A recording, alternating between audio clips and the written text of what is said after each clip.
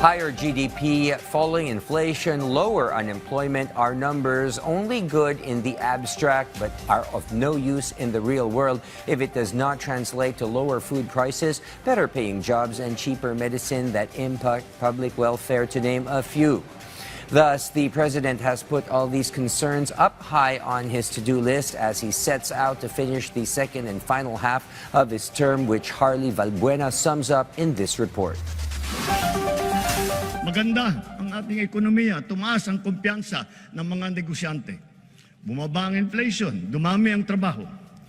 Ngunit ang lahat ito ay palamuti lamang, walang saysay, kung ang ating kababayan naman ay hirap pa rin at nabibigatan sa kanilang buhay.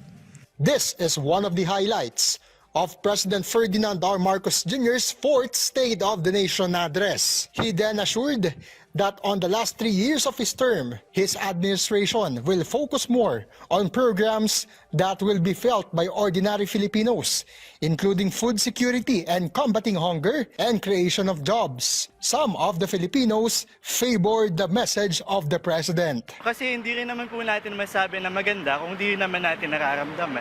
Kahit sa ordinaryong pamilya na yung kumbaga yung laborer lang yung padre di pamilya, nararamdaman yun na kumakain sila ng 3 beses, nakapag-ulam ng ibig sabihin medyo decente naman, hindi naman puro sardinas at noodles lang yung naiulam.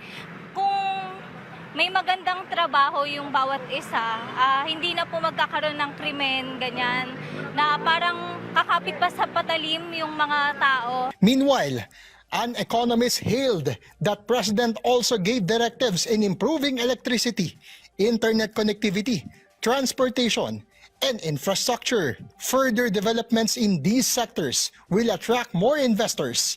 And aside from economic impact, it will also translate to more revenue collection for the government, thus giving way to a lot more funds for programs focusing on ordinary Filipinos. Education, number 1, palagi.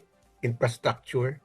Then yung mga social services na, which may include yung nutrition, yung healthcare.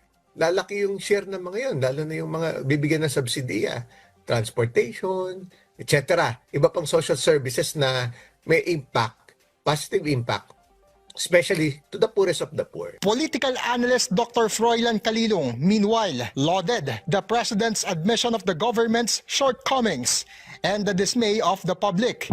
He said this shows President Marcos recognizes the everyday struggles of Filipinos. Nandoon yung empathy, nandoon yung pakikipag-ugnay, no, sa taong bayan. Pagiging isa doon sa kinakaharap ng araw-araw na kahirapan ng mga ordinaryong mamamayan, nandoon siya. Harley Valbuena from the National TV Network for a new and better Philippines.